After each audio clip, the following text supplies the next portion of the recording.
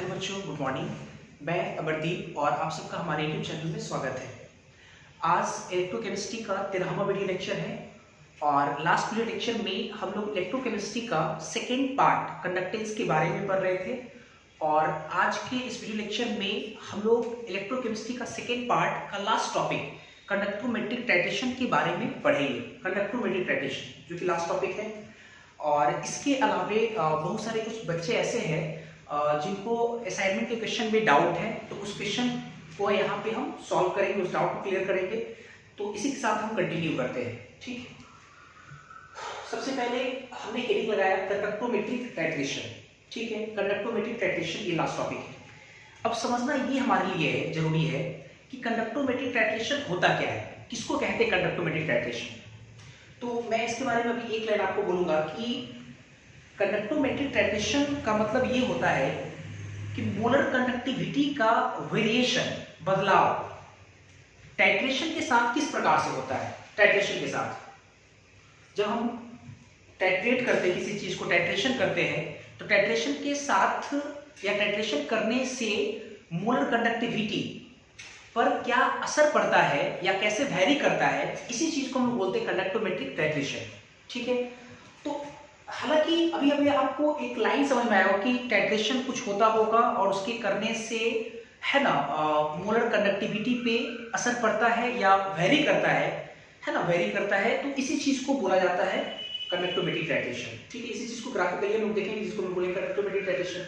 लेकिन इस लाइन को अगर अच्छे ढंग से समझना है, मतलब ये कि जैसे मैंने आपको समझाया ये कि सिर्फ मैंने आपको ये समझाया कि टाइट्रेशन करने से मोलर कंडक्टिविटी वैरी करता है, तो इसको हम लोग इस चीज को अगर ग्राफिकली चेक करेंगे या ग्राफिकली देखेंगे, इसको बोलेंगे कंडक्टोमेट्रिक टाइट्रेशन। लेकिन हमको ये समझना जरूरी है कि कैसे है ना टाइट्रेशन करने से मोलर कंडक्टिविटी में वेरिएशन होगा। पहले तो ये समझना हमारे लिए जरूरी है, तो इसको जरा समझते हैं। पहले तो इसको समझने के लिए पहले आपको टाइट्रेशन समझना पड़ेगा, क्योंकि मोलर कंडक्टिविटी आप लोग पढ़ चुके हैं, टाइट्रेशन भी आप लोगों ने जरूर पढ़ा होगा, टाइट्रेशन आप लोग रेडॉक्स में जरूर पढ़े होंगे। हालांकि मैं थोड़ा सा रिकॉल कर देता हूँ, उतना तो मैं नहीं पढ़ाऊंगा टाइट्रेशन के बारे में, यहाँ उतना बोलना भी नहीं है हमको। मैं थोड़ा सा बस काम की बात, जितना से हमारा एक काम बन सकता है यहाँ पे, मैं उतना ही यहाँ पे क्या करता हूँ कि टाइट्रेशन के बारे में मेंशन करता हूँ। टाइट्रेशन आपको याद होगा, 2-3 लाइन पहले बोलता हूँ करके। टाइट्रेशन आपको याद होगा कि टाइट्रेशन एक प्रकार की विधि है या टेक्निक है जिसकी मदद से हम लोग अनजान जो सॉल्यूशन है, जिसका कंसंट्रेशन आपको नहीं पता है, उसके कंसंट्रेशन को हम लोग फाइंड आउट करते हैं। किसके मदद से? जिस वैसे सॉल्यूशन की मदद से जिसका कंसंट्रेशन आपको पता है ना। तो इसी को हम लोग बोलते हैं क्या है, टाइट्रेशन। टाइट्रेशन कई प्रकार के होते हैं, आप लोग 3-4 प्रकार जरूर पढ़े होंगे। Acid base titration, redox titration, है ना, बैक टाइट्रेशन, डबल टाइट्रेशन, पता नहीं क्या क्या होता है। तो थोड़ा सा समझने के लिए मैं आपको एसिड बेस टाइट्रेशन बताता हूँ। जैसे एसिड बेस टाइट्रेशन, अब एसिड बेस टाइट्रेशन क्या है कि जैसे एसिड और बेस, मान लो कि एक एसिड का सॉल्यूशन है और एक बेस का सॉल्यूशन है। ठीक है, किसी एक सॉल्यूशन का कंसंट्रेशन आपको नहीं पता है, मान लो एसिड का नहीं पता है, बेस का आपको पता है, तो आप एक विधि अपनाएंगे जिस विधि के माध्यम से हम लोग एसिड जिसका हमको पता नहीं है, बेस का पता है, तो इस एसिड का कंसंट्रेशन पता करने के लिए हम लोग बेस के कंसंट्रेशन का इस्तेमाल करेंगे, है ना, एक विधि लगाएंगे। इसी पूरी विधि को हम लोग क्या बोलते हैं, टाइट्रेशन बोलते हैं। ठीक है, तो उसको हम लोग बोलते हैं एसिड बेस टाइट्रेशन। थोड़ा ऐसा समझते हैं, करते क्या है हम लोग कि जैसे जिसका हमको नहीं पता है उसको हम लोग क्या करते हैं, एक कंटेनर लेके आते हैं, एक फ्लास्क में लेके आते हैं, है ना। फ्लास्क का मतलब सिंपल आप समझ लो कि बाल्टी या एक डब्बा, एक कंटेनर, ऐसे समझ लो आप। तो एक फ्लास्क लेके आते हैं और उस फ्लास्क में क्या करते हैं कि जिसका कंसंट्रेशन आपको नहीं पता है उसका एक फिक्स्ड अमाउंट लेकर उसमें रख देते हैं। ठीक है, मतलब एसिड का नहीं पता है, मान लो एसिड उसमें रख दिया फिलहाल, और फिर क्या करते हैं, ब्यूरेट की मदद से हम लोग बेस को बारी बारी से गिराते हैं, बेस को मिलाते हैं, और एक समय न्यूट्रल पॉइंट आता है और उस पे न्यूट्रल पॉइंट पे हम लोग दोनों के, है ना, मोल को बराबर, ग्राम इक्विवेलेंट को दोनों को बराबर करके वहां से हम लोग क्या करते हैं, कंसंट्रेशन निकालते हैं। ऐसे आप लोग जरूर जाने होंगे, पढ़े होंगे। है, तो मेरा यहाँ पे ये बताने का पर्पस ये था कि जैसे टाइट्रेशन में क्या करते हैं हम लोग, एसिड में बेस को मिलाते हैं, है ना, एसिड में बेस को मिलाते हैं, चाहे बेस पहले से एसिड को मिलाते हैं, है ना। तो आप एक चीज समझो पहले, जैसे अगर कोई सॉल्यूशन एसिडिक है, बढ़िया समझना है आपको, अगर कोई सॉल्यूशन एसिडिक है तो पहले से उसमें क्या है, H+, अभी से एसिड का मतलब पहले से उसमें क्या है, H+ है। ठीक है, तो H+ है, H+ क्या है, आयन है। और आपको याद होगा कि मोलर कंडक्टिविटी जो होता है वो नंबर ऑफ आयंस पर डिपेंड करता है, इतना तो आप लोग जरूर जानते होंगे। तो अगर मान लो कि HCl एसिड HCl ले लेते हैं, HCl अगर डालेंगे, HCl स्ट्रॉन्ग भी है, H प्लस और Cl माइनस रिलीज करेगा। सॉल्यूशन में दो तरह का आयन है, H प्लस और Cl माइनस आयन, और इन दोनों आयन के चलते है ना जो सॉल्यूशन का कंडक्टिंग पावर होगा उसी को हम लोग बोलते हैं मोलर कंडक्टिविटी, ऐसा हम लोग पढ़े थे। तो मेरा ये कहना है कि जब कंटेनर में सिर्फ HCl है तो H प्लस और Cl माइनस फ्री है, तो H plus Cl minus ion है, उसके चलते कंडक्टिंग पावर आ रहा है, ठीक है। लेकिन जब आप उसको टाइट्रेट करोगे, टाइट्रेट का मतलब हुआ कि जब उसमें हम लोग बेस डालेंगे तो बेस क्या प्रोवाइड करता है, OH माइनस आयन। मतलब अब देखो ना, OH माइनस आयन जब प्रोवाइड कराएंगे हम लोग, ऊपर से डालेंगे OH माइनस आयन, तो OH माइनस आयन और H प्लस आपस में कंबाइन होकर क्या बना लेगा, H2O वाटर बना लेगा। तो आपको नहीं लगता है कि जब आप बेस को ऐड कर रहे हैं OH माइनस आयन, अंदर में जो H प्लस है उस H प्लस को है ना क्या कर रहा है, OH माइनस आयन कंबाइन कर ले रहा है और वाटर बना दे रहा है, अर्थात आयंस की संख्या को वहां घटा दे रहा है। आप ऐसे समझो, आयंस की संख्या को क्या कर रहा है, घटा दे रहा है। तो अगर आयंस का संख्या घट जाएगा तो ऑब्वियस है कहीं ना कहीं उसका मोलर कंडक्टिविटी भी क्या हो जाएगा, घट जाएगा, क्योंकि मोलर कंडक्टिविटी किस पर डिपेंड करता है, नंबर ऑफ आयंस पर डिपेंड करता है। तो आयन का संख्या घटेगा घटेगा। हालांकि कुछ बच्चे के दिमाग में ये भी होगा, सर आप NaOH डालिएगा तो OH माइनस आयन घटेगा तो Na प्लस तो रहेगा, Na प्लस तो जाएगा ही जाएगा। तो Na प्लस भी आयन है, समझ रहे हैं आप पहले, Na प्लस आयन है, तो माना कि जहां पे H प्लस था, H प्लस वहां से H प्लस निकल करके Na प्लस आ गया, Na प्लस आ गया। लेकिन आपको पता होना चाहिए कि अलग अलग आयन का कंडक्टिंग पावर अलग अलग होता है ना। उस आयन का कंडक्टिंग पावर ज्यादा होगा जो आयन फास्टली मूव करता हो, फास्टली तेजी से मूव करता हो। तो आपको नहीं लगता है कि है ना H प्लस की जगह पे Na प्लस आ रहा है, H प्लस की जगह पे Na प्लस आ रहा है, तो H प्लस एक 1 mu का मास है, 1 mu का, हाइड्रोजन का 1 mu मास होता है, और Na प्लस का 23 mu का मास है। तो Na प्लस कहीं ना कहीं क्या है, भारी है, और H प्लस क्या है, हल्का है। H प्लस हल्का होने की वजह से उसका जो मूवमेंट था वो काफी ज्यादा फास्ट था, लेकिन उसके जगह पे जब Na प्लस आ गया तो वहां पे कहीं ना कहीं मूवमेंट उसका क्या हो गया, स्लो हो गया, आयंस रिप्लेस हो गए, तो वहां पे मूवमेंट क्या हो गया, स्लो हो गया। तो कहीं ना कहीं कंडक्टिविटी आपको ऑब्वियस वेरी करेगा, घटेगा बढ़ेगा जो भी हो वेरी करेगा, है ना।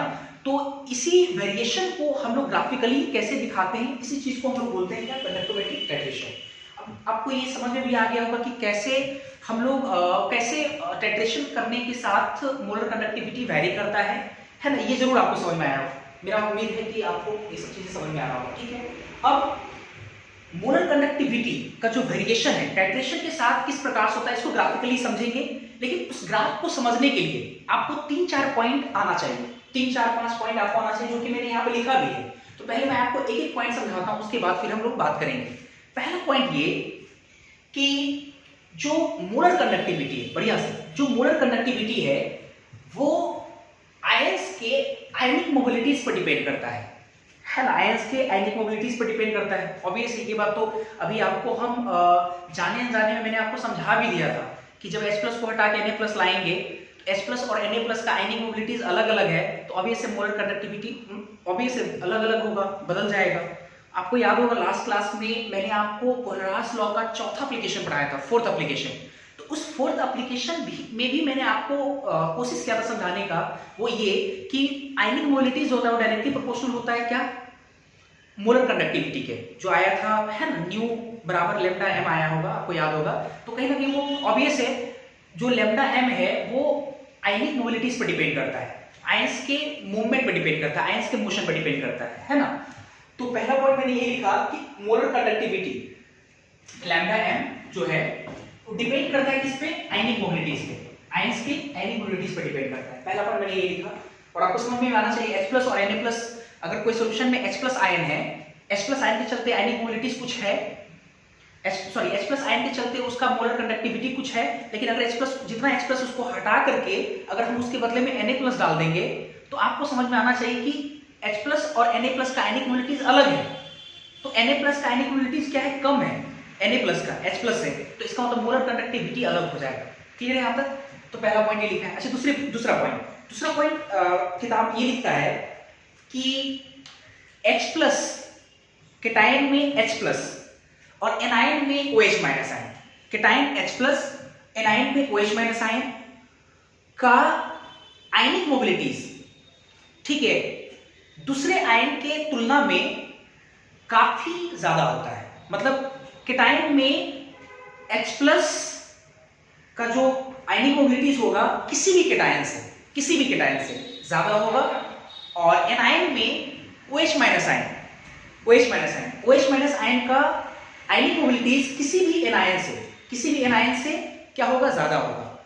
समझाता हूं कैसे। पहले ये लाइन मैंने लिखा है यहाँ पे, ionic mobilities of H plus and OH minus ion are more than ionic mobilities of other ions. क्यों, इसको समझते पहले।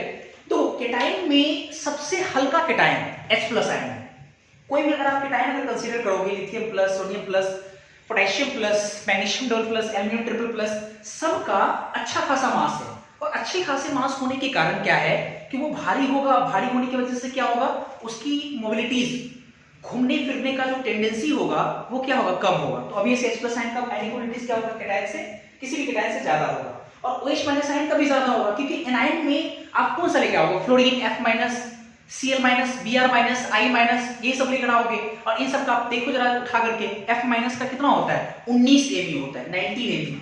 और OH माइनस का ऑक्सीजन 16, एक हाइड्रोजन 17 Mu मास है। बाकी जितना भी आप क्लोरीन लेके आओ 35.5 Mu, अच्छा खासा मास है। नहीं, ऐसे करके 37 जो भी हो, और भी जो भी एनायन होगा, सल्फेट लेकर आओगे तो 96 Mu, सल्फेट SO4 96 Mu लेकर आओगे। ठीक है, तो मैं ये कहना चाह रहा हूं कि किसी भी एनायन से जो है ये OH माइनस आयन हल्का है, और हल्का होने की वजह से OH माइनस आयन का जो मोलर आयनिक मोबिलिटीज होगा वो क्या होगा, किसी भी अदर एनायन से ज्यादा होगा। तो सेकंड पॉइंट ये मैंने लिखा है। तीसरा पॉइंट ये कि अगर हम H प्लस और OH माइनस आयन में अगर आयनिक मोबिलिटीज की बात करें तो H प्लस आयन की आयनिक मोबिलिटी ज्यादा होगी। क्यों, क्योंकि H प्लस 1 Mu का मास है और OH माइनस आयन कितना है आपका 17 Mu का मास, तो अभी इसे काफी ज्यादा भारी होगा। तो इसलिए मैंने लिखा है यहाँ पे कि H प्लस आयन का जो आयनिक मोबिलिटीज होगा, है ना, वो OH माइनस आयन से क्या होगा, ज्यादा होगा। क्लियर है यहाँ तक? अच्छा, सबसे इंपॉर्टेंट पॉइंट, चौथा सबसे इंपॉर्टेंट पॉइंट है, इसको थोड़ा अच्छे से लर्न करना है, समझना है थोड़ा बढ़िया से। फोर्थ पॉइंट मैंने लिखाया कि जो वीक इलेक्ट्रोलाइट होता है, वीक इलेक्ट्रोलाइट इसको बोलते हैं जिसको पानी में डालने पे कम आयन को प्रोड्यूस करे, कम आयन को प्रोड्यूस करे, उसको हम क्या बोलते हैं, वीक इलेक्ट्रोलाइट। तो वीक इलेक्ट्रोलाइट कम आयन प्रोड्यूस करता है ना। तो वीक इलेक्ट्रोलाइट अगर कम आयन प्रोड्यूस करेगा तो उसके कम आयन प्रोड्यूस करने के कारण, है ना, उस इलेक्ट्रोलाइट के कम आयन के प्रोड्यूस करने के कारण उस सॉल्यूशन का मोलर कंडक्टिविटी जो वैल्यू होगा वो नेग्लिजिबल होगा, काफी छोटा वैल्यू होगा, कम होगा, है ना। आप ऐसा समझो जरा। तो पहले मैंने जो लिखा है पॉइंट मेंशन कर देता हूं। पहले यहां मैंने लिखा due to very less dissociation of weak electrolyte, मतलब वीक इलेक्ट्रोलाइट के काफी कम डिसोसिएशन, मतलब टूटने के चलते, है ना, काफी कम टूटने के चलते जो वीक इलेक्ट्रोलाइट है, weak electrolyte will have negligible contribution in molar conductivity. आपको याद होगा कि molar conductivity number of ions पर डिपेंड करता है, और चूंकि वीक इलेक्ट्रोलाइट कम आयन को प्रोड्यूस करता है, कम आयन रिलीज करता है, तो ऑब्वियसली कहीं ना कहीं जो मोलर कंडक्टिविटी होगा, है ना, वो वीक इलेक्ट्रोलाइट के चलते वो क्या होगा, नेग्लिजिबल होगा। तो इसलिए मैंने यहाँ लिखा है नेग्लिजिबल। ठीक है, इसके बाद आप देखते हैं जरा। तो मेरा ख्याल है कि ये सारे पॉइंट आपको बहुत बेहतर ढंग से समझ में आ रहा होगा।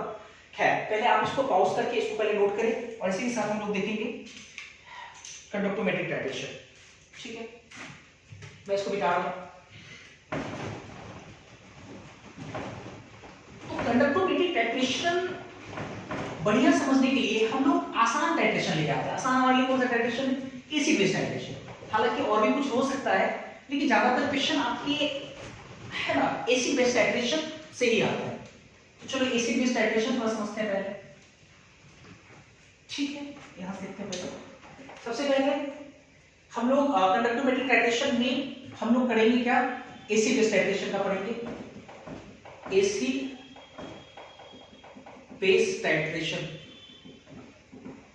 Acid base titration. ठीक है, थोड़ा सा मैं मेंशन कर देता हूं। जैसे देखो क्या है एसिड बेस टाइट्रेशन। देखो क्या है कि अगर आपको एसिड बेस टाइट्रेशन करना है तो किसी एक कंटेनर में क्या लाना पड़ता है, कोई एक आप लेकर आए किसी एक कंटेनर में। मान लो कि हम एक जो कॉनिकल फ्लास्क लेके आए, कॉनिकल जो फ्लास्क लेके आए, ये कॉनिकल फ्लास्क है मान लो, और इस कॉनिकल फ्लास्क में हम क्या किए,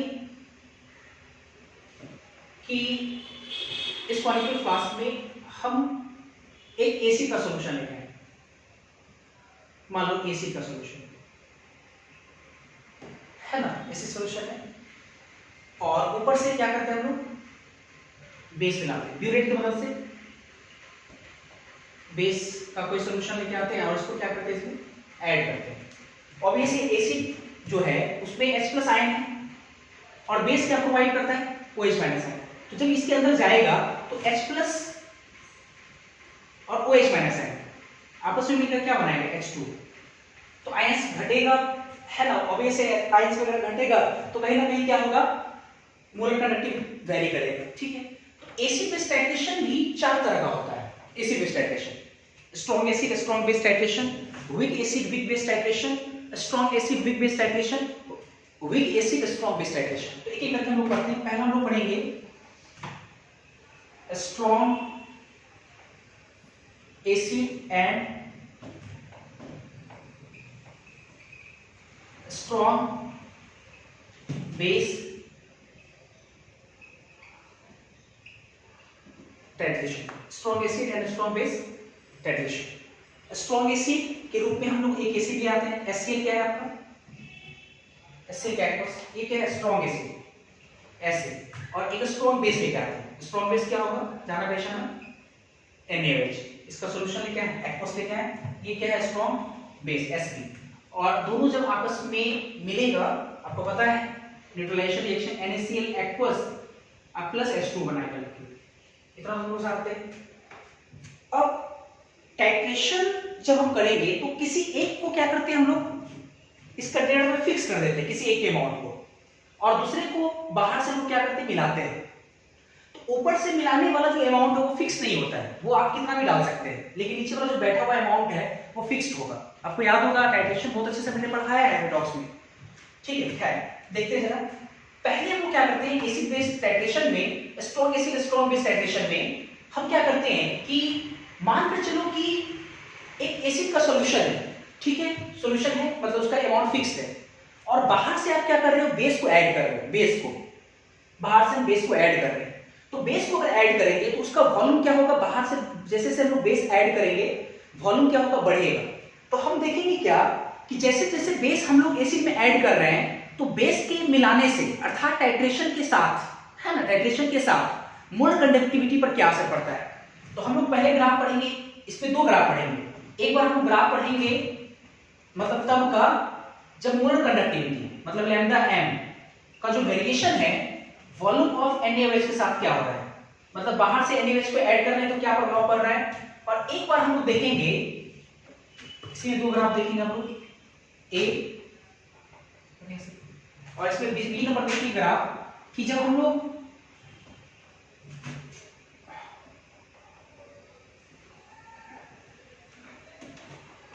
वॉल्यूम ऑफ NaOH इस कंटेनर में ले लेंगे और बाहर से जब HCl ऐड करेंगे, एसिड ऐड करेंगे, बाहर से एसिड ऐड करेंगे, तब मतलब volume of acid, volume of HCl अगर ऐड करेंगे तब मोलर कंडक्टिविटी पर क्या असर पड़ेगा। तो ये टोटल हम लोग 2 ग्राफ देखेंगे इसमें, अभी पहला वाला केस में। ठीक है, देखते जरा, बढ़िया समझना थोड़ा। देखो जैसे एक चीज पे बताओ, पहले से इस कंटेनर में क्या है, इसके अकॉर्डिंग हम वॉल्यूम ऑफ NaOH लिखे हैं, इसका मतलब पहले से आपके कंटेनर में क्या बैठा हुआ है, कौन सा एसिड बैठा होगा ना, टाइट्रेशन एसिड बेस टाइट्रेशन होता है तो पहले से इसमें क्यों रहेगा, एसिड रहेगा। तो इसमें कौन होगा, इसमें पहले से HCl होगा, ये HCl का सॉल्यूशन होगा। ठीक है, और HCl का सॉल्यूशन होगा और बाहर से हम लोग क्या करेंगे, NaOH को ऐड कर रहे हैं, NaOH को बाहर से क्या कर रहे हैं, ऐड कर रहे हैं, ठीक ना। तो देखते जरा पहले फर्स्ट कंडीशन में, पहला कंडीशन बारीकी से समझेंगे सब लोग। पहला कंडीशन,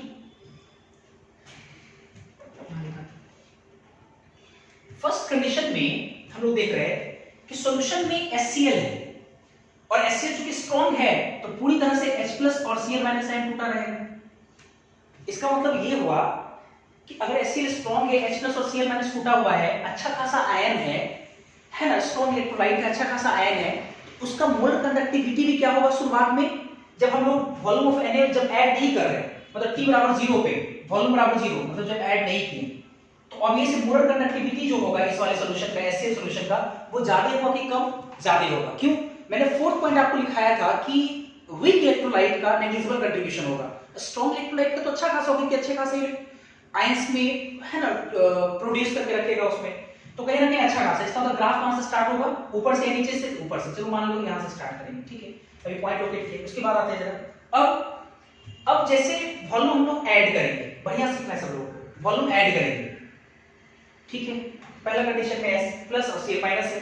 अब NaH ऐड कर दें, तो जैसे ही आप NaH इसके अंदर ऐड करोगे, तो ये NaH ऐड करेंगे तो Na प्लस और OH माइनस आयन मिलेगा। अब पहले संदर्भ में कौन बैठा हुआ है? H प्लस और Cl माइनस आयन, और आपको पता है कि H प्लस तुरंत फास्टली जो है ना, तेजी से OH माइनस आयन के साथ कंबाइन हो जाएगा और क्या बना लेगा? H2O।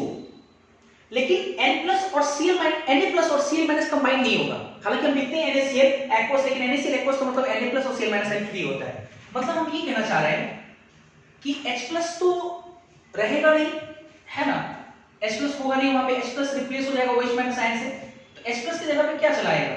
H प्लस की जगह पे चलाएगा Na प्लस, ठीक है, और H प्लस की जगह पर आ गया Na प्लस। उसके बाद अच्छा, जो आपका Cl माइनस है, Cl माइनस जो आपका वो तो फिक्स है ना, Cl माइनस फिक्स है, जितना पहले सॉल्यूशन में उतना ही रहेगा। अच्छा, उसके बाद जो H प्लस है और जो OH माइनस आ रहा था, वो दोनों आपस में कंबाइन होकर क्या बना लेगा? H2O।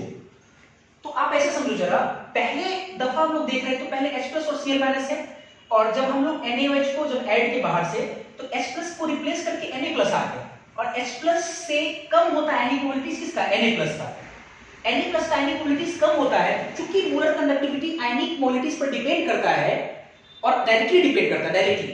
तो अगर आयनिक मोबिलिटीज घटेगा, तो इसका मतलब मोलर कंडक्टिविटी भी क्या होगा? घटेगा। मोलर कंडक्टिविटी घटेगा, तो इसका मतलब कि हम लोग लाइन वॉल्यूम ऑफ NaOH जैसे से हम लोग ऐड करेंगे, तो मोलर कंडक्टिविटी क्या होगा? घटेगा। लेकिन ये तब तक घटेगा जब तक कि सॉल्यूशन में बैठा हुआ H प्लस पूरा का पूरा OH माइनस आयन से रिप्लेस नहीं हो जाए। मान के चलो कि सॉल्यूशन में अभी H प्लस 100 है, 100 है ना, जब NaOH ऐड कर रहे हैं, NaOH ऐड कर रहे हैं, तो जब 100 OH माइनस आयन चला जाएगा, तब क्या होगा कि वहां पे H प्लस पूरी तरह से खत्म हो जाएगा, H plus OH minus ion H को बना लेगा।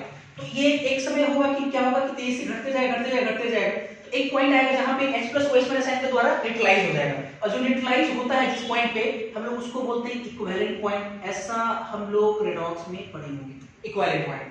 अब ये घटा नीचे है। अब इसके बाद देखो क्या, तीसरी कंडीशन में जब पूरा आपका H प्लस खत्म हो गया, तो अब देखो क्या है कि बाहर से आप NaOH डाल रहे हो लगातार, तो Na प्लस का संख्या बढ़ेगा, है ना, Cl तो उतना ही रहेगा जितना है, और NaOH बार-बार डाल रहे हैं, इसका मतलब OH माइनस आयन का भी संख्या क्या होगा? बढ़ेगा।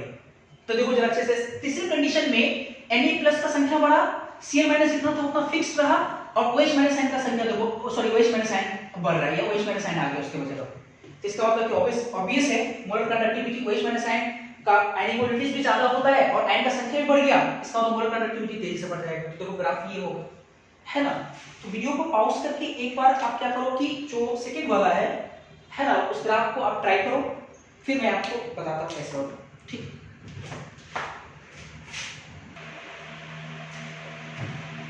बी, चलो इसके बाद देखते हैं सेकंड ग्राफ।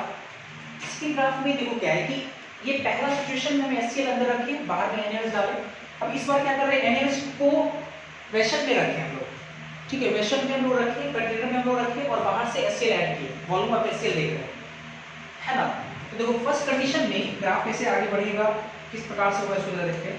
फर्स्ट कंडीशन में आपका फर्स्ट कंडीशन में आपका क्या है, NaOH है, NaOH स्ट्रॉन्ग इलेक्ट्रोलाइट है, इसको स्ट्रॉन्ग इसका मतलब सारा का सारा Na प्लस और OH माइनस आयन उसमें रहेगा, और चूंकि स्ट्रॉन्ग है तो इसका मोलर कंडक्टिविटी क्या होगा, अच्छा खासा होगा, काफी बड़ा वैल्यू होगा, नेग्लिजिबल होगा नहीं, इसलिए ग्राफ तो ऊपर ही जाएगा, ऊपर से स्टार्ट करेंगे ग्राफ। अगर वीक इलेक्ट्रोलाइट होता नीचे से स्टार्ट करते, क्योंकि उसका लैम्डा m काफी कम होता तो नीचे रहते हैं हम लोग, इसका लैम्डा m ज्यादा है इसलिए ऊपर से। अच्छा, इसके बाद आते हैं सेकंड कंडीशन में, जैसे जैसे आप HCl को ऐड करोगे, तो HCl जब हम लोग ऐड करेंगे तो होगा क्या कि Na प्लस तो ठीक है, जैसे है वैसे ही रहेगा Na प्लस, ठीक है।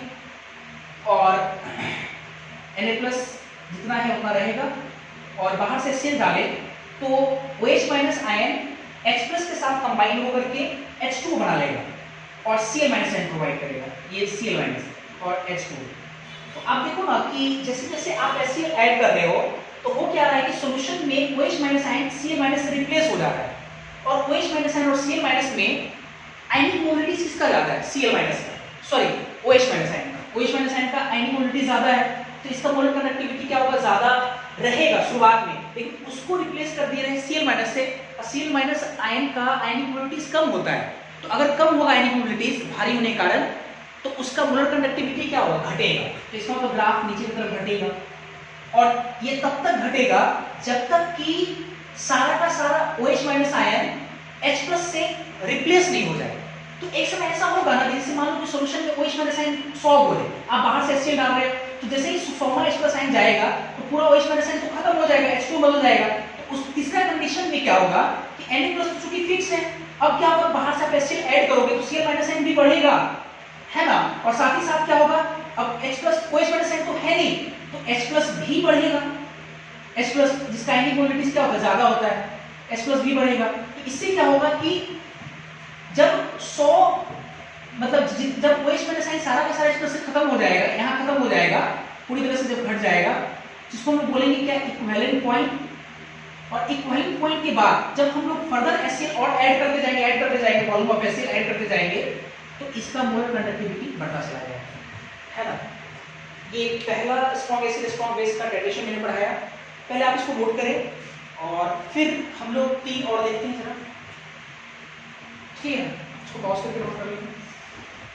चलो इसके बाद देखते हैं हम लोग 3 केस और पढ़ना है, रटने की कोशिश नहीं करना है, रटोगे दिक्कत होगी, कितना रटोगे? अगर आप बहुत सारा हो सकता है, अभी तो मैंने एसिड और बेस का डेरिवेशन पढ़ाया, रेडॉक्स पढ़ाएंगे उसमें ग्राफ कुछ अलग हो सकता है, इसलिए रटना नहीं है, आपको समझना है चीज़ों को। और ये जो क्वेश्चन है खास करके जे एडवांस के लिए काफी इंपॉर्टेंट है।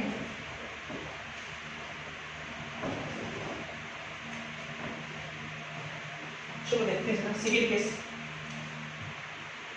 दूसरा number, strong acid and weak base titration, है ना। Strong acid weak base titration लेके आते हैं। स्ट्रॉन्ग एसिड HCl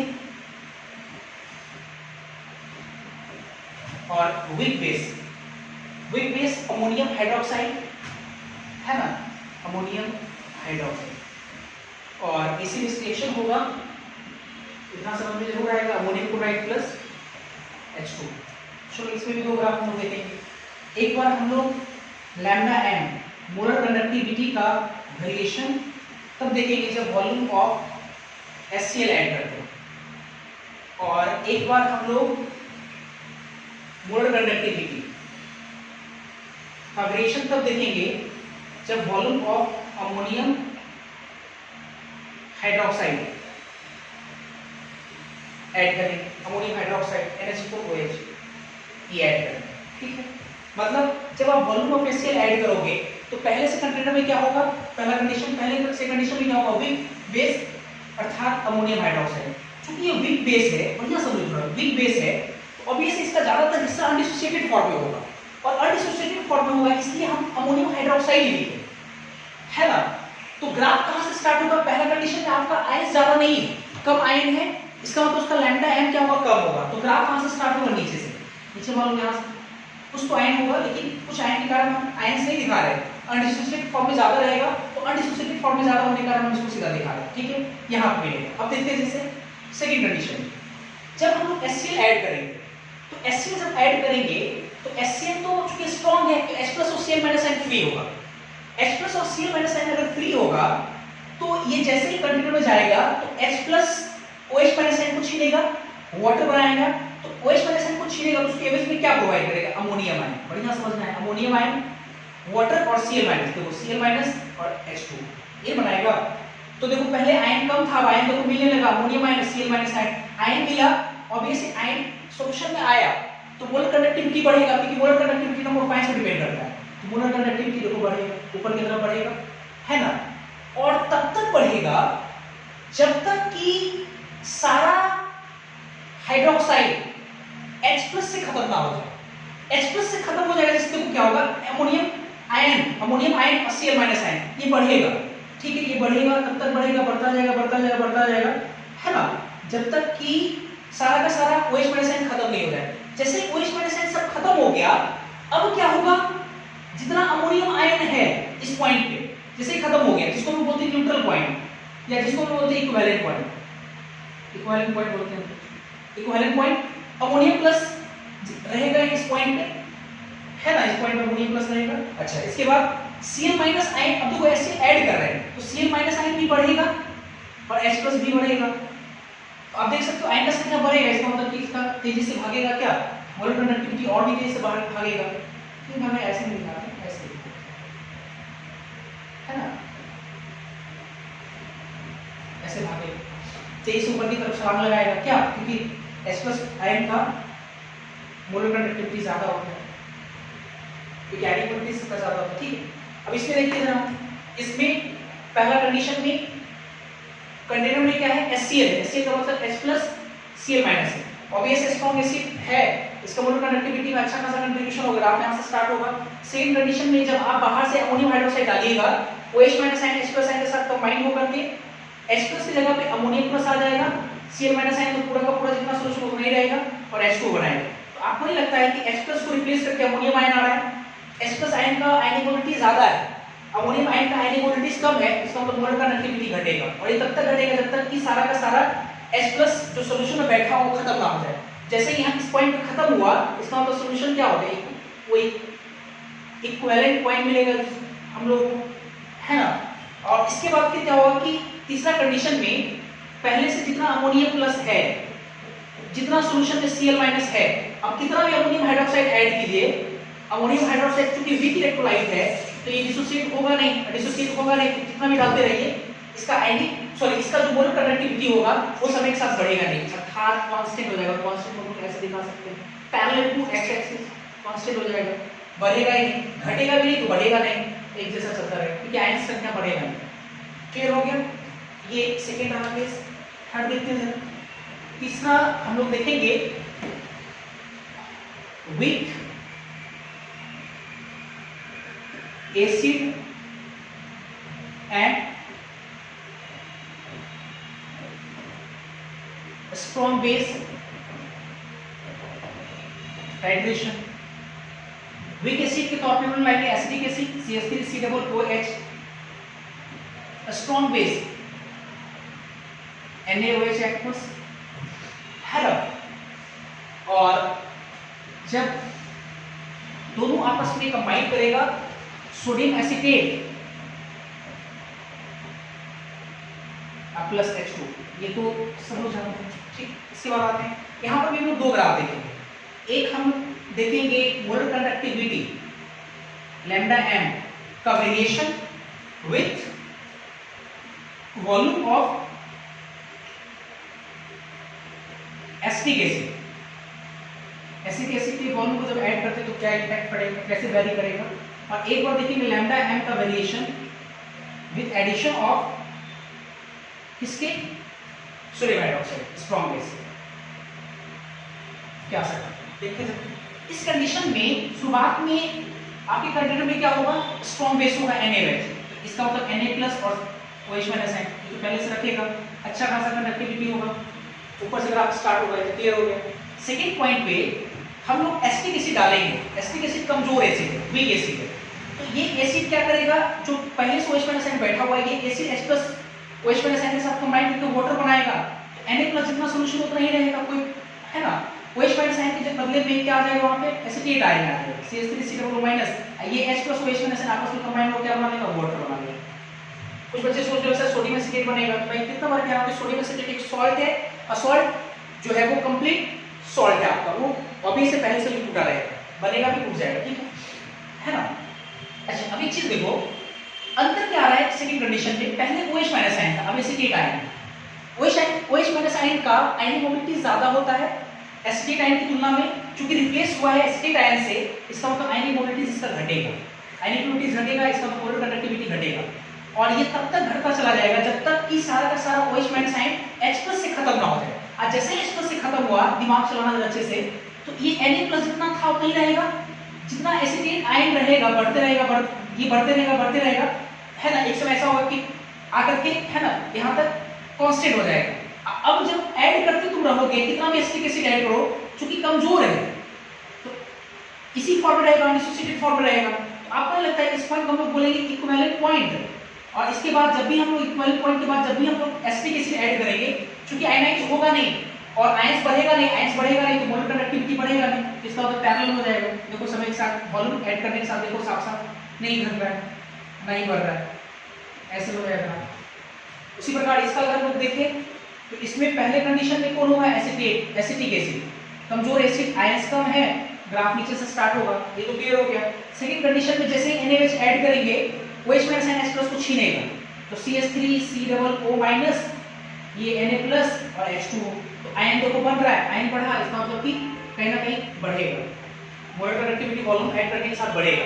जैसे जैसे लोग ऐड करेंगे, एक समय ऐसा होगा ना कि जो सॉल्यूशन में आपका एसिटिक एसिड है, H+ आयन सबका सब खत्म हो जाए, और जैसे सबका सब H+ खत्म हो गया OH माइनस आयन के द्वारा, अब क्या होगा कि अब जब हम लोग ऐड करेंगे, जितना एसिटिक आयन है इस पॉइंट पे उतना ही रहेगा, Na+ बढ़ेगा समय के साथ। और अब तो भाई एसिटिक एसिड तो रहा नहीं, एसिड H+ तो रहा नहीं, अब जब भी ऐड करेंगे NaOH तो OH माइनस आयन क्या होगा, तेजी से बढ़ेगा। आयंस का संख्या बढ़ने से आपका कहीं ना कहीं क्या हो जाएगा, मोलर कंडक्टिविटी बढ़ेगा। ये इक्विवेलेंट पॉइंट होगा, है ना। आप इसको पहले नोट करें। चौथा केस देखते हैं हम लोग, जो पॉज करके नोट करें। फोर्थ केस देखते हैं हम। चौथा case, weak acid weak base, conclusion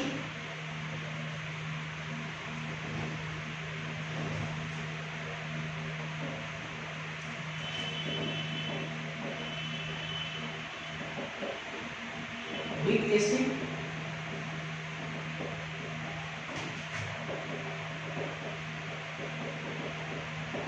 weak base type है ना।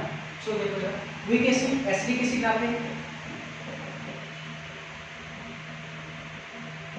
ये aqueous, weak base ammonium hydroxide, तो ammonium acetate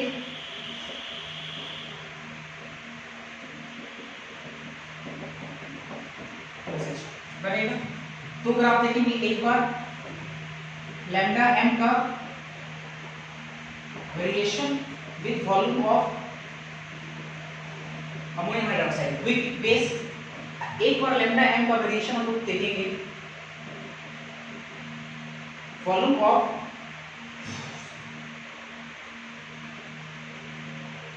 weak acid CH3COOH।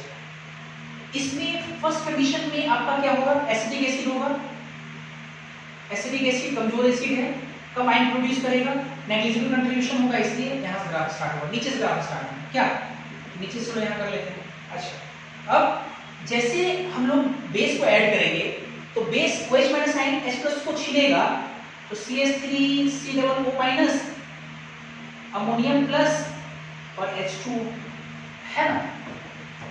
तो आयंस बढ़ेगा तो मोलर कंडक्टिविटी बढ़ेगा, बिल्कुल।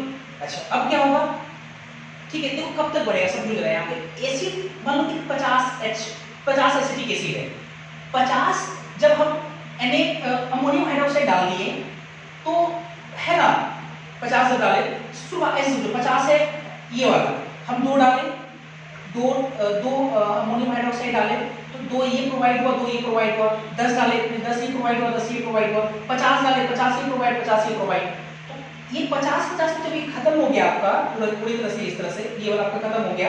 अब क्या होगा, इस पॉइंट पे जितना आपका CH3COO- है, जितना आपका अमोनियम प्लस आयन है उतना ही रहेगा। अब कितना भी अमोनियम हाइड्रोक्साइड ऐड कीजिए, चूंकि वीक है तो अमोनियम हाइड्रोक्साइड डिसोसिएट होता नहीं है, तो ये अमोनियम हाइड्रोक्साइड की फॉर्म रहेगा, अर्थात इसका जो मोलर कंडक्टिविटी होगा ये पैरेलल टू x एक्सिस, अर्थात कांस्टेंट हो जाएगा, बढ़ेगा नहीं। तो इस पॉइंट पे इक्विवेलेंट पॉइंट कहेंगे कि किसी पॉइंट पे आपका पूरा एसिड बेस न्यूट्रलाइज हो रहा है, ठीक है, इस केस में अगर देखें ग्राफ से भी होगा, मेरे को लग रहा है इसमें पहले से क्या रहेगा, अमोनियम हाइड्रोक्साइड वीक है, अनडिसोसिएटेड फॉर्म में ज्यादा रहेगा, ग्राफ नीचे से स्टार्ट करेंगे, कम कंट्रीब्यूशन होगा लैम्डा एन में। सेकेंड पॉइंट, अब हम लोग बाहर से क्या डाल रहे हैं, एसिड, तो एसिड अमोनियम हाइड्रोक्साइड से OH माइनस मिलेगा, तो क्या कॉरस्पॉन्डिंग मिलेगा हमको, अमोनियम प्लस एसिटेट आयन है ना, और वाटर। तो अब देखो आयन बढ़ा, इसका मतलब मोलर कंडक्टिविटी बढ़ेगा। अब क्या होगा कि जैसे फिर समझो ये 50 है, 10 डाले 10 से प्रोवाइड हुआ, 20 डाले तो 20 फिर बढ़ गया, तो कहीं ना कहीं आयन का संख्या बढ़ रहा है, मोलर कंडक्टिविटी वॉल्यूम ऐड करने के साथ बढ़ रहा है। जैसे ये पूरा का पूरा खत्म हो गया OH माइनस आयन, क्योंकि नीचे वाला सॉल्यूशन फिक्स्ड है। अब लगातार हम लोग वॉल्यूम ऐड करते रहेंगे, ऐड इसको करते ही रहेंगे, तो ये तो जितना था उतना ही रहेगा, ये भी जितना था उतना ही रहेगा, क्योंकि इसलिए क्योंकि एसिटिक आप सॉरी एसिटिक एसिड कितना भी आप ऐड करते रहिए, ये तो फर्दर डिसोसिएट होने वाला है नहीं, और ये डिसोसिएट अगर होने वाला है नहीं तो ये उतना ही रहेगा, है ना, ये वैसे ही रहेगा, तो कहीं ना कहीं ये भी क्या हो जाएगा, कांस्टेंट हो जाएगा, और इसको हम लोग क्या बोलेंगे, इक्विवेलेंट पॉइंट। मेरा ख्याल है कि आपको ये सारी बातें समझ में आ रहा होगा। तो ये आपका कंडक्टिविटी टाइट्रेशन रहा। आपके एनओसी में एक दो क्वेश्चन है उसमें कंडक्टोमेट्रिक टाइट्रेशन पे, ग्राफिकली आप उसको सॉल्व कर लेंगे, और मैं आप जो एक दो प्रॉब्लम बचा उसको मैं मेंशन कर देता हूँ, पहले आप उसको नोट कर लें।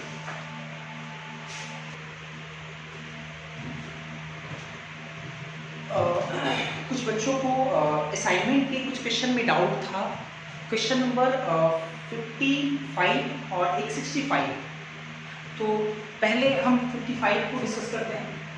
55 आपके असाइनमेंट में क्वेश्चन है, पहले इस बार क्वेश्चन को एक बार बारीकी से पढ़ते हैं, क्योंकि इस क्वेश्चन को सॉल्व करने में एक छोटा सा पॉइंट का काफ़ी ज़्यादा इंपॉर्टेंस है, और अगर उस पॉइंट को अगर आप अच्छे से पकड़ लिए तो आपके लिए क्वेश्चन काफ़ी आसान है। पहले को पढ़ते हैं। देखिए क्या लिखा हुआ है, resistance of a 0.1 molarity KCl solution in a conductance cell.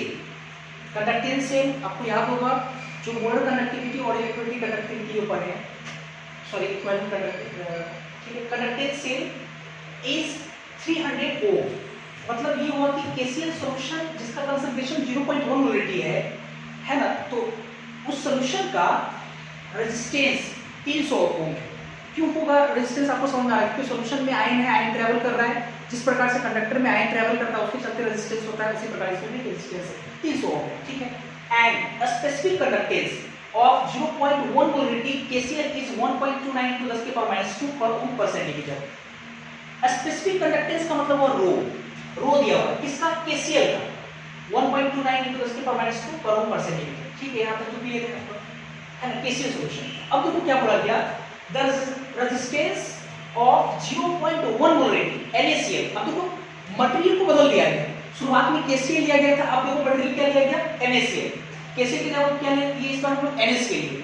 NaCl solution in the same cell, सबसे इंपॉर्टेंट लाइन यही है, सेम सेल, मतलब सेल को नहीं बदला गया, सेल वही है, सेल वही है, बस उसमें से जो 0.1 मोलरिटी KCl सॉल्यूशन था उसमें से मान के चलो निकाल दिए, या वैसा एक नया लाइन है ना निकाल दिए, और उसमें क्या डाल दिया उसकी जगह पे 0.1 मोलरिटी NaCl डाल दिया, ठीक है। सेम सेल बोल रहा है इस 380 ओम, 380 ओम, मतलब रेजिस्टेंस NaCl का देखो रेजिस्टेंस 380 ओम है, जबकि KCl का 300 ओम है। ऑब्वियस जिस प्रकार से लोहे का रेजिस्टेंस अलग होता है, कॉपर का रेजिस्टेंस अलग होता है, उसी प्रकार अगर इलेक्ट्रोलाइट बदलेंगे तो रेजिस्टेंस अलग होगा, है ना। Calculate the equivalent conductance of the 0.1 molarity of NaCl solution. Equivalent conductance आपको याद होगा, मोलर कंडक्टेंस हम आपको पढ़ाए थे, मोलर कंडक्टेंस या मोलर कंडक्टिविटी, इक्विवेलेंट कंडक्टेंस या इक्विवेलेंट कंडक्टिविटी, लैम्डा E, वही लैम्डा E आपको निकालना है। क्या निकालना है, लैम्डा E। किसका निकालना है, 0.1 मोलरिटी NaCl सॉल्यूशन, ठीक है। समझते हैं पहले, देखो अगर आपको पहले ऐसे समझते हैं कि जो हमको निकालना है उसके निकालने में हमको क्या क्या चीज की जरूरत है। जैसे हमको लैम्डा E निकालना है सर, ठीक है, लैम्डा E निकालना है, तो लैम्डा E निकालने के लिए हम लोग पढ़े लैम्डा E बराबर K conductivity into 1000 divided by normality N। अब सर नॉर्मलिटी तो चलो ठीक है, मोलरिटी दिया और नॉर्मलिटी निकल जाएगा, क्योंकि नॉर्मेलिटी मोलरिटी में रिलेशन पढ़े, नॉर्मेलिटी बराबर मोलरिटी इनटू एन फैक्टर, और ये NaCl का एन फैक्टर 1 होगा, क्योंकि मैंने आपको पढ़ाया था कि कोई भी अगर कंपाउंड है तो नेट केटाइन या नेट एनाइन पर क्या चार्ज होता है, वही उसका क्या होता है, एन फैक्टर।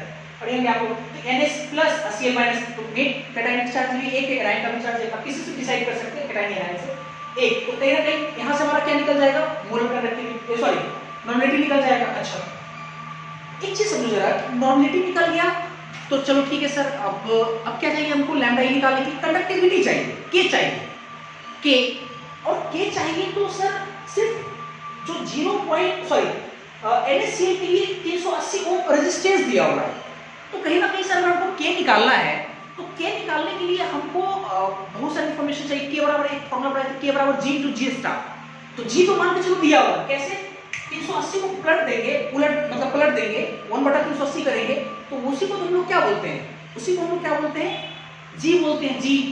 तो के बराबर G × G स्टार। तो मेरे को एक चीज समझ में आ रहा है कि सर G भी दिया हुआ है, के निकालना है, G दिया हुआ, G स्टार पता होना चाहिए, G स्टार का तो सेल कांस्टेंट पता होना चाहिए। और क्योंकि एक पार्टिकुलर सेल है, एक ही सेल है, तो एक पार्टिकुलर सेल का सेल कांस्टेंट तो कांस्टेंट होगा। तो जो पहला जो 2 लाइन लिखा है ना, वो सिर्फ और सिर्फ इसलिए दिया गया है ताकि आप उस पहले दूसरे सेंटेंस की मदद से, उस लाइन की मदद से आप क्या निकाल सके, आप निकाल सके सेल कांस्टेंट। तो पहले दूसरा लाइन को हम लोग एफर्ट लगाएंगे सेल कांस्टेंट निकालने में। चलो सेल कांस्टेंट निकालते हैं, कैसे निकलेगा आराम से देखते हैं हम लोग।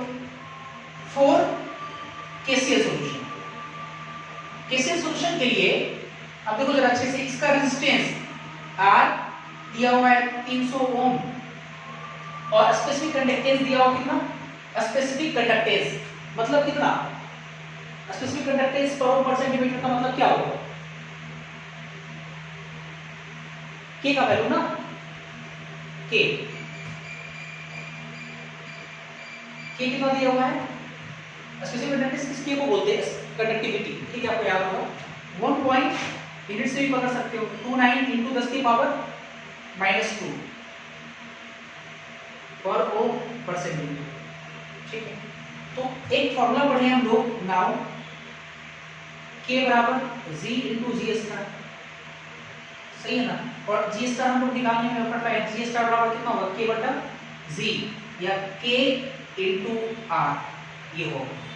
कैसे 1/G को लिख सकते हैं ना, अब देखो लगाते हैं, G स्टार बराबर K कितना दिया हुआ, ये 1.29 × 10 की पावर -2 इनटू 300 ओम, रेजिस्टेंस 300 दिया हुआ है।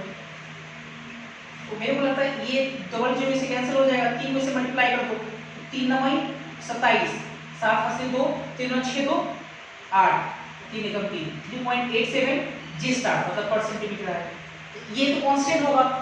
अब चूंकि सेल हम नहीं बदले, ठीक है, तो हम एक लाइन लिख सकते हैं, है ना, सेल कांस्टेंट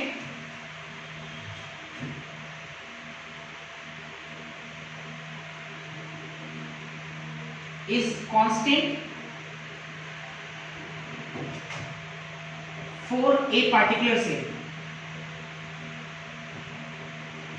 चूंकि since cell constant is constant for a particular cell, इसलिए for NaCl के लिए हम लोग G स्टार कितना यूज कर सकते हैं, G स्टार यूज कर सकते हैं 3.87, है ना, ये पर सेंटीमीटर। अब लगाते हैं जरा, ये यूज कर सकते हैं लोग NaCl के लिए, हमको निकालना है लैम्डा ई, चलो लगाते हैं पहले, तो लैम्डा ई हमको निकालना है, इसके लिए 0.1 मोलरिटी NaCl, 0.1 मोलरिटी NaCl का दिया हुआ है रेजिस्टेंस, जो भी इंफॉर्मेशन दिया हुआ है, पहले लैम्डा ई लिखते हैं, लैम्डा ई बराबर लिख सकते हैं हम लोग K × 1000 divided by normality, normality, ये अब वो नॉर्मेलिटी चाहिए, के चाहिए, तो पहले हम लोग ऐसा करते हैं, की और नॉर्मेलिटी दोनों निकालते हैं, ऐसा करते हैं, देखो कैसे निकालेंगे हम लोग बढ़िया से। के नाउ के बराबर कितना लिख सकते हैं, G × G स्टार, G हम लोग लिख सकते हैं 1/R, है ना, बराबर sorry × G star 1/R, R कितना है 300, कितना है 380, G स्टार कितना है 3.87, ये हो गया आपका K पर ओम पर सेंटीमीटर, ठीक है। और नॉर्मलिटी निकालते हैं, नॉर्मलिटी बराबर n बराबर क्या होता है, मोलरिटी इनटू कितना, n फैक्टर। तो मोलरिटी कितना है 0.1, n फैक्टर 1, 0.1 नॉर्मलिटी भी इसका हो गया 0.1 नॉर्मलिटी। अब हम लोग लगाते हैं नाउ, हम तो लगा सकते हैं, हम लोग को निकालना है लैम्डा ई। तो लैम्डा ई बराबर k into 1000 divided by normality. तो k का वैल्यू हम लोग कितना निकालें, k का वैल्यू निकालें 3.87 बटा 380 इंटू 1000 डिवाइडेड बाय n 0.1। बस इसको सॉल्व करना है, आंसर आ जाएगा, ठीक। एक और डाउट है, एक और मेंशन करते हैं, उसके बाद फिर देखते हैं।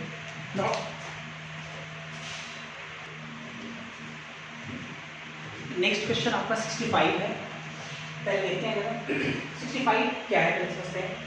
क्वेश्चन लिखा हुआ कि at 25 degree Celsius temperature lambda infinity 4H plus बराबर 3.4982 इंटू 10 की पावर 2 10 की पावर -2 सीमेंस मीटर स्क्वायर पर मोल, और लैम्डा इंफिनिटी को H माइनस साइन कर दिया 1.9 इंटू 10 की पावर -2 सीमेंस मीटर स्क्वायर पर मोल, और स्पेसिफिक कंडक्टेंस दिया हुआ 5.1 इंटू 10 की पावर -6 सीमेंस पर मीटर या पर ओम पर मीटर आप बोल सकते हैं, फॉर वाटर, सारी इंफॉर्मेशन वाटर के लिए दिया हुआ है। और डिटरमाइन आपसे बोला गया पीएच आपको बताना है और केडब्ल्यू बताना है। तो मेरे को लगता है कि जो बच्चे आयनिक पढ़े होंगे ना, इस क्वेश्चन का आंसर उसको पता होगा। आपको याद होगा 25 डिग्री सेल्सियस पे वाटर सॉल्यूशन, वाटर अगर है तो वाटर का पीएच वैल्यू कितना होगा 7, पीएच 7 होना चाहिए आंसर। और केडब्ल्यू का वैल्यू आपको 25 डिग्री सेल्सियस में पढ़ा है 10 की पावर -14, 10 की पावर -14 आंसर हो जाएगा। लेकिन हमको जो है ये दिए हुए डेटा के अकॉर्डिंग कैलकुलेट करना है। तो जरा सोचते पहले यहाँ पे, जैसे पहले जैसे मान लो कि चलो वाटर की बात कर रहे हैं, तो वाटर H2O ये लिक्विड है, ऑब्वियस से टूटेगा तो H प्लस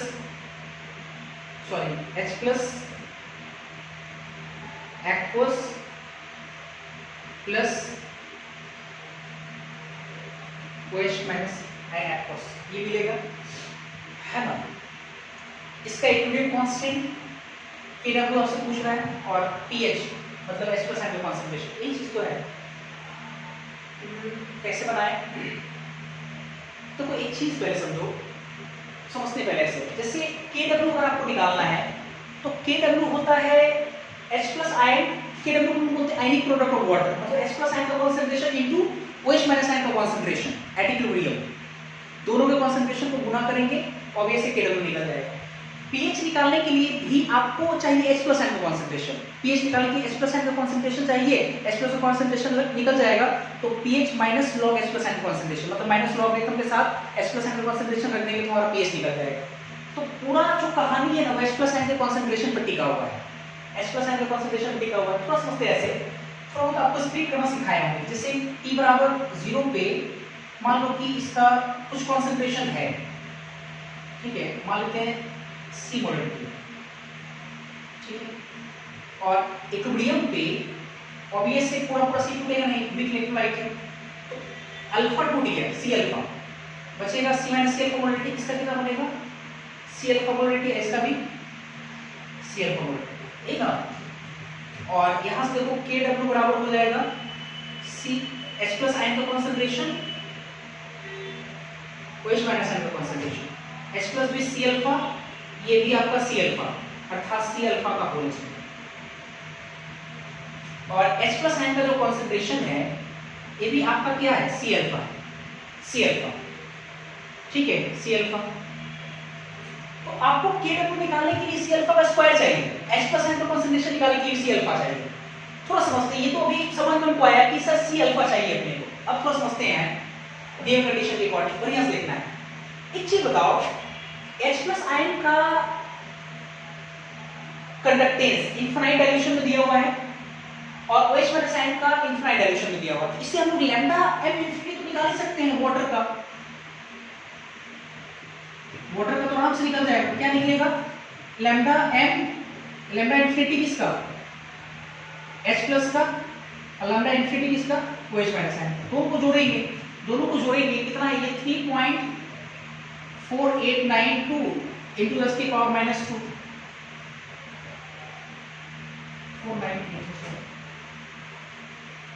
ठीक है, माइनस 2 और प्लस वही माइनस साइन का 1.98 इंटू 10 की पावर माइनस 2, ठीक है ना। दोनों को जोड़ेंगे तकरीबन कितना आएगा, 10 की पावर माइनस 2 और ये दो तो ये इंटू 2 8 8 दूनी 16 117 7 हासिल 1 9 5 14 4 हासिल 1 और 3 4 1 5 5.49478 इंटू 10 की माइनस 2 इतना आएगा, ठीक है। लैम्डा m निकल गया। एक चीज देखो, स्पेसिफिक कंडक्टेंस भी दिया हुआ है, स्पेसिफिक कंडक्टेंस दिया हुआ है 5.1 इंटू 10 की माइनस 6 सीमेंस पर मीटर, सीमेंस पर मीटर दिया हुआ है, अर्थात k दिया हुआ है, k दिया हुआ है, किस k कितना दिया हुआ है 5.1 इंटू 10 के पावर माइनस छोटा छोटा जो वैल्यूज दिया उसको जोड़कर हम लोग देख रहे हैं कि क्या क्या मेरे पास है और इसके द्वारा हम लोग क्या क्या कर सकते हैं। अब देखते हैं यहाँ पे एक चीज देखो कि लैम्डा m इंफिनिटी और k का वैल्यू दिया हुआ है, ठीक।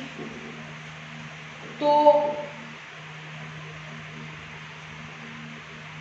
अगर हमारा अल्फा हमको चाहिए है ना, अल्फा चाहिए, तो नाउ हम लोग अल्फा बराबर कितना लिख सकते हैं, लैम्डा m बटा लैम्डा m इंफिनिटी, ये आपको हम पढ़ाए होंगे। लैम्डा m को भी हम चाहें लिख सकते हैं कितना, लैम्डा m को लिख सकते हैं बढ़िया से, लैम्डा m को हम लिख सकते हैं k है ना इंटू 1000 तोड़ देते हैं इसको, डिवाइडेड बाय नीचे में molarity m, concentration molarity m और इंटू लैम्डा m इंफिनिटी, नीचे में रहेगा लैम्डा m, ये भाई मेरे अच्छे लैम्डा m इंफिनिटी। अच्छा एक चीज देखो जरा, तो अल्फा बराबर हो गया k, देखो m को इधर लाते हैं, अच्छा एक सेकंड रुको, k इंटू 1000 इसको लिखते हैं पहले, डिवाइडेड बाय ये आपका m मतलब क्या होता है, मोलरिटी मतलब हुआ कंसंट्रेशन, और हम देखो वाटर का कंसंट्रेशन कितना माने थे c, तो हम c भी तो लिख सकते हैं यहाँ पे, चलो c लिख देते हैं इंटू लैम्डा m इंफिनिटी। लेकिन अल्फा कैलकुलेट करने के लिए आपको c चाहिए, कि दिया हुआ है, c को क्यों इधर लेके गुणा कर दें, तो c अल्फा हो जाएगा, और c अल्फा बराबर देखो k into 1000 divided by lambda m infinity. तो ये तो वैल्यू भाई साहब दिया हुआ सारा का सारा k आप निकाल चुके हैं यहाँ से, k 5.478 सॉरी 5.1 इंटू 10 की power minus 6 into 1000 divided by lambda m infinity 5.4782 into 10 की पावर माइनस। इसको सॉल्व करने से क्या मिलेगा आपको, c अल्फा मिलेगा, और यहाँ जो c अल्फा आपको मिल जाएगा सॉल्व करने पे, तो एक बार यहाँ पर c अल्फा लगा देंगे, पीएच मिल जाएगा आपको यहाँ से, है ना, और यहाँ से लगा देंगे केडब्ल्यू मिल जाएगा, आप सॉल्व करके देख लो, मैंने यहाँ पे बता दिया। ठीक है, आज के लिए इतना ही देखते हैं, फिर अगली क्लास में मिलते हैं। Thank you.